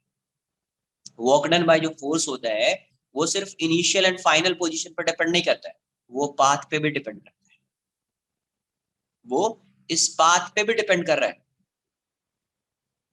ना, पाथ पे डिपेंड कर रहा है, तभी तो डिफरेंट वैल्यू आ रही है ना। एक केस में हाफ 1/2 जूल आ रही है, इस केस में सेकंड केस में 1/3 जूल आ रही है, इसका इस पाथ पे डिपेंड कर रहा है तभी तो आ रही है डिफरेंट वैल्यू।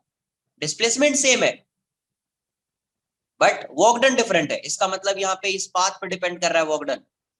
तो अभी तक तो पढ़ रहे थे फोर्स होता है, वर्क डन होता है force into displacement, work done क्या होता है, फोर्स इनटू डिस्प्लेसमेंट, है ना। लेकिन आपको ये भी बताया था कि जब W को मैंने ऐसे लिखा था F.S, वहां पे मैंने क्या चीज बोली थी, फोर्स क्या होता है, कांस्टेंट होता है, ऐसा कुछ बताया था क्या। Yes sir. अब समझो इसको, तो इसी ये पाथ के बेसिस पे और पॉइंट के बेसिस पे जो फोर्स होता है ना, फोर्स उसको दो पार्ट में डिवाइड कर, एक होता है कंजर्वेटिव फोर्स, एक होता है non conservative force, conservative force and non conservative force.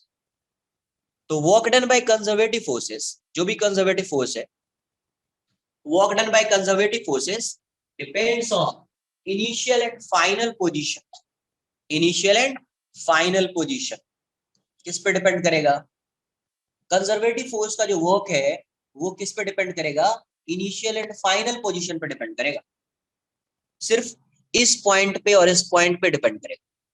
किस पॉइंट पे, इस पॉइंट पे और इस पॉइंट पे डिपेंड करेगा कंजर्वेटिव फोर्स का वर्क। लेकिन जो नॉन कंजर्वेटिव फोर्स होगा उसका वर्क डन जो है पाथ पे डिपेंड करता है, किस पे, इस पाथ पे डिपेंड करेगा, इस पे और इस पे। सर कंजर्वेटिव मतलब कांस्टेंट फोर्स ना, जरूरी नहीं कांस्टेंट, कांस्टेंट जो होगा वो एक टाइप का कंजर्वेटिव फोर्स हो जाएगा, मतलब एग्जांपल हो गया एक तरह का कंजर्वेटिव फोर्स का एग्जांपल हो जाएगा कांस्टेंट फोर्सेस। मतलब कांस्टेंट फोर्स किसके अंदर आ रहा है, कंजर्वेटिव फोर्स के अंदर। बहुत सारे कंजर्वेटिव फोर्सेस होते हैं। सिमिलर वर्क डन, यार रिपीट करो एक बार, क्या बोला कुछ। you can have different wave functions with the same work done because one has a bigger trough and one has a bigger rise. उस चीज को समझ, वो पाथ पे डिपेंड कर रहा है, क्या बता रहा हूँ एक बार समझ लो, फिर ये सब डाउट्स जो है वो क्लियर हो जाएगा। क्या बोल रहा हूँ, अभी तक अपन क्या पढ़ रहे थे, work done is nothing but force into displacement, correct. इस क्वेश्चन कुछ समझ में आया कि अरे डिस्प्लेसमेंट तो सेम है बट पाथ डिफरेंट है, इसीलिए वर्क डन क्या आ रहा है, वर्क डन जो है वो डिफरेंट आ रहा है। बट हर केसेस में ऐसा पॉसिबल नहीं है। क्यों पॉसिबल नहीं है? क्योंकि ये वर्क डन जो है ना, इसको मैं आगे एक्सप्लेन, ये सब आएगा, conservative forces, non conservative forces, इसी चैप्टर में आएगा, अपन डिस्कस करेंगे उसको। बट अभी थोड़ा सा बेसिक समझ कि वर्क डन जो है, अगर work done initial and final position पर डिपेंड कर रहा है, किस पे, initial and final position. If work done bye forces depends on initial and final position of the path followed by particle, कोई भी पाथ है उसके इनिशियल एंड फाइनल पोजीशन पे अगर वर्क जो है वो डिपेंड कर रहा है, वर्क डन बाय फोर्सेस है ना, वो डिपेंड कर रहा है, इसका मतलब वो फोर्स जो होगा उस फोर्स को अपन बोलेंगे कंजर्वेटिव फोर्स। नोट नहीं करना है, बिल्कुल भी नोट मत करो इसको, थोड़ा सा समझ लीजिए आप, इसको मैं डिस्कस करूंगा आगे। तो उस फोर्स को आप क्या बोलेंगे, कंजर्वेटिव फोर्स। उस फोर्स को क्या बोलेंगे, कंजर्वेटिव फोर्स। बट अगर ये पाथ पे डिपेंड कर रहा होगा उसको क्या बोलेंगे, non conservative force. Non conservative force, non conservative force, path पे डिपेंड कर। जैसे इस क्वेश्चन में क्या है, ये फोर्स जो है वो पाथ पे डिपेंड कर रहा है, इसीलिए वर्क डन की वैल्यू डिफरेंट आ रही है। वर्क डन की वैल्यू क्या आ रही है, डिफरेंट आ रही है, क्योंकि पाथ पे डिपेंड कर रहा है। अगर इनिशियल और फाइनल पोजीशन पे डिपेंड करता तो दोनों का initial and final position same है, वर्क डन सेम होता। तो पाथ पे डिपेंड कर रहा है, तो ये फोर्स कैसा हो गया, नॉन कंजर्वेटिव फोर्स। ये फोर्स कैसा हो गया, नॉन कंजर्वेटिव फोर्स। ये फोर्स आ जाएगा नॉन कंजर्वेटिव फोर्स। अब देखो यहां से, अगर इसी क्वेश्चन में ये ऐसा होता, यही क्वेश्चन होता, F इक्वल्स टू होता, F की वैल्यू में ऐसे लिखता, F equals to X I cap, same question है। इस केस में अगर रिपीट प्रीवियस प्रॉब्लम, इतने में ही सॉल्व कर देता हूं प्रीवियस प्रॉब्लम। समझिए यहाँ पे मैं क्या बोलना चाह रहा हूँ।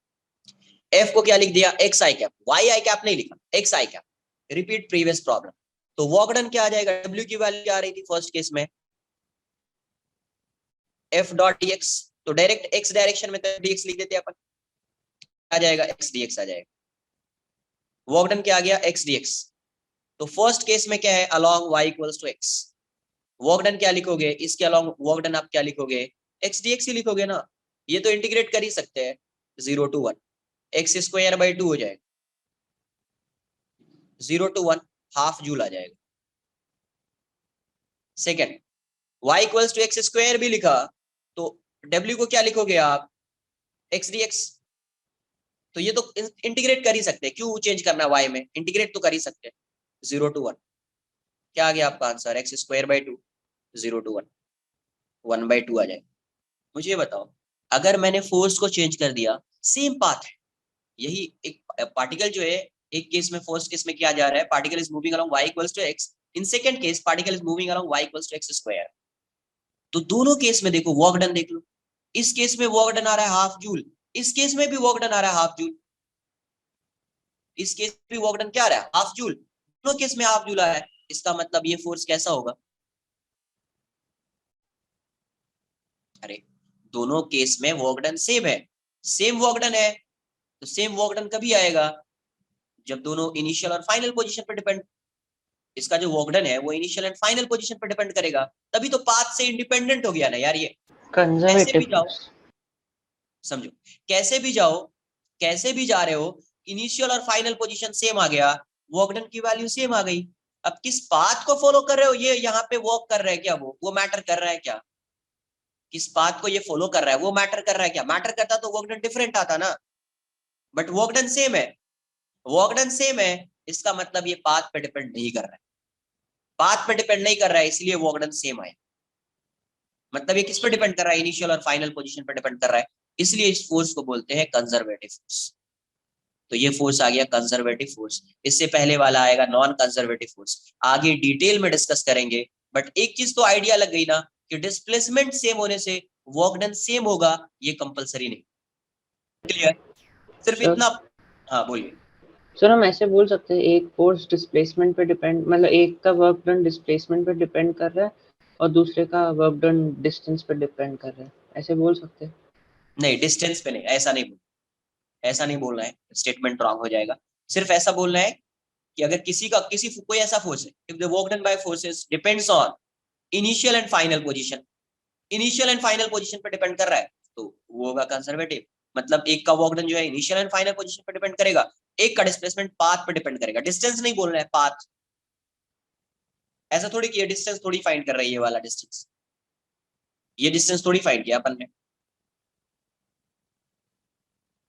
सारी बात समझ, पाथ बोलना है अपने। तो सर अगर मतलब एक ही पाथ पे घूम रहा होगा तो कंजर्वेटिव, दो पाथ या फिर more than two parts non conservative, ऐसे बोल सकते हैं क्या? ऐसा कहाँ स्टेटमेंट दी है? यहाँ पे देखो किस पाथ के अलॉन्ग जा रहा है, y इक्वल्स टू x।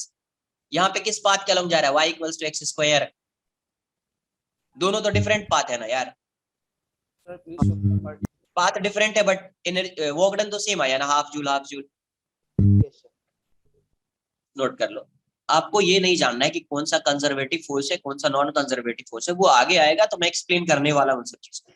ये क्लियर है क्या कि अगर डिस्प्लेसमेंट सेम है फिर भी वर्क डन डिफरेंट हो सकता है? पहले इतना बताओ, इतना क्लियर है क्या? मुझे ये जानना है बस, और कुछ नहीं जानना। कंजर्वेटिव क्या होता है, नॉन कंजर्वेटिव क्या होता है, मुझे ये जानना ही नहीं।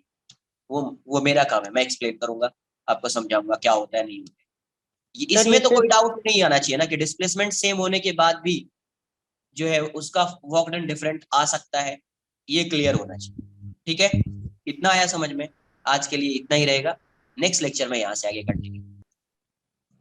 सर ये सिर्फ वेरिएबल फोर्स में ही है ना वैलिड? हाँ, वेरिएबल में। कांस्टेंट के लिए तो कांस्टेंट फोर्स जो है वो होता है conservative force. Constant forces are conservative in nature, है ना? सर वेरिएबल फोर्स को हम बोलते हैं ना कि ये फोर्स कांस्टेंट रहता है और डिस्प्लेसमेंट अपन ds लेते हैं, तो सर डिस्प्लेसमेंट अपन ds लेते हैं तो एकदम टाइनी होता है ना, एक पॉइंट रहता है ना वो तो। अरे मेरे भाई, तो उस केस में वर्क डन ऐसा थोड़ी आता है यार, क्या अभी फिर से उस केस में वर्क डन कैसे लिखते हैं? डीडब्ल्यू लिखते हैं ना यार। हाँ सर, उस केस में वर्क डन को डीडब्ल्यू, जब फोर्स को कांस्टेंट ले रहे हैं तभी तो ये लिख रहे हैं डीडब्ल्यू। अब आगे थोड़ी ले रहे हैं, आगे तो लिखना पड़ेगा ना फंक्शन। यस सर, मतलब वो समझा, मैं बोल रहा हूँ कि आपने वो ग्राफ ड्रा कर इस टाइम पे, तो कुछ नहीं, स्मॉल वर्क डन समझो यार प्लीज। जब एफ डॉट डीएस लिखा तो उस इंस्टेंट के लिए जब आप डिस्प्लेसमेंट, मतलब ऐसा मान लो स्मॉल डिस्प्लेसमेंट है, उसके लिए आप एक्स को कांस्टेंट ले लिया तो आपने एफ डी एक्स लिख दिया। तो इसीलिए तो लिखा कि उस इंस्टेंट पे फोर्स कांस्टेंट है। बट आगे जब आप सॉल्व करोगे इसको, आगे जब आपने ऐसा सॉल्व कर दिया एफ डी एक्स, इसका मतलब आप क्या कर रहे हो? डिफरेंट डिफरेंट स्ट्रिप्स ले रहे हो ना, ऐसी स्ट्रिप्स, ऐसे स्ट्रिप्स ले रहे हो ना यार। एफ डी एफ एक्स है, ऐसे स्ट्रिप ले रहे हो तो एफ तो वैरी करेगा ना फिर, तो उसमें तो एफ का फंक्शन लिखना पड़ेगा ना यार, क्या है? मतलब मैं पूछ रहा हूँ कि दो पॉइंट दे रहे हैं ना, एक पॉइंट दे रहे हैं ना, ds को तो इंटरवल चाहिए होता है डिस्प्लेसमेंट। हाँ सर, मतलब मैं पूछ रहा हूँ कि डिस्प्लेसमेंट तो इंटरवल चाहिए होता है ना डिस्प्लेसमेंट को डिफाइन करने के लिए, तो अपन ds को दो पॉइंट ले रहे हैं ना कि एक ही पॉइंट मान रहे हैं। यहाँ से ये स्मॉल सा स्ट्रिप लिया, स्मॉल सा स्ट्रिप डीएस है, इसका मतलब ये एक पॉइंट है या दो पॉइंट? दो पॉइंट लिया और उतने में फोर्स कांस्टेंट रहेगा, उतना हल्के से। हाँ, because DS is very small. Sir yes. Sir अरे जब ये लिखने हम के लिए आया, एक मिनट रुको, ये समझ में आया ना कि कैसे लिखना है? बस लिखने के लिए सीख जाओ बस, और कुछ नहीं। आप बोलो क्या है? हाँ सर, मैं पूछ रहा हूँ जब भी हम किसी भी चीज को इंटीग्रेट करते हैं तो जो हमने जो फर्स्ट स्ट्रिप लिया उसका फोर्स सपोज F1 था, सेकंड स्ट्रिप में ds तो सेम ही है, सेकंड स्ट्रिप का F2 होगा तो वो इंटीग्रेशन के फॉर्मूला में अकाउंट हो जाता है ना, क्योंकि इसीलिए हम तो आता फंक्शन है लिखते हैं ना, ना। इसका एरिया ऐसे लिखोगे एफ डी एस, आगे को भी एफ डी एस या F1 to F3 जो भी करना है करते चलो, सबको ऐड कर दो ना। हाँ हाँ, तो वही मैं ऐसे बोल ऐसे रहा ऐड हूँ करते जाए, सबका वर्क डन आएगा, यहाँ से यहाँ तक का वर्क डन आ गया। यस तो यस W1 W2 W3 या DW1 DW2 DW3 सबको ऐड कर दिया तो टोटल वर्क डन आ जाएगा ना फिर। यस, नहीं नहीं, मैं बोल रहा हूँ एफ डिफरेंट होता है ना, F1 F2, तो वो इंटीग्रेशन के फॉर्मूला में अकाउंट हो जाता है ना जब हम हाँ, फंक्शन F1 लिखते हैं। F2 डिफरेंट होता है, इसीलिए तो फंक्शन बना देते हैं ना उसको। f की वैल्यू जैसे suppose f equals to x है, x स्क्वायर है, तो अब 2x स्क्वायर मान लो, तो डायरेक्ट f को क्या लिखेंगे? 2x स्क्वायर लिख दिया ना। जैसे जैसे x वैरी करेगा वैसे वैसे फोर्स वैरी करेगा। अच्छा, तो वो इंटीग्रेशन कर देता है फिर मेरे यस। लिए F1 F2। ओके हाँ, जैसे जैसे x वैरी कर रहा है वैसे वैसे फोर्स वैरी कर। चलो आज के लिए इतना ही रहेगा। नेक्स्ट लेक्चर में मिलते हैं।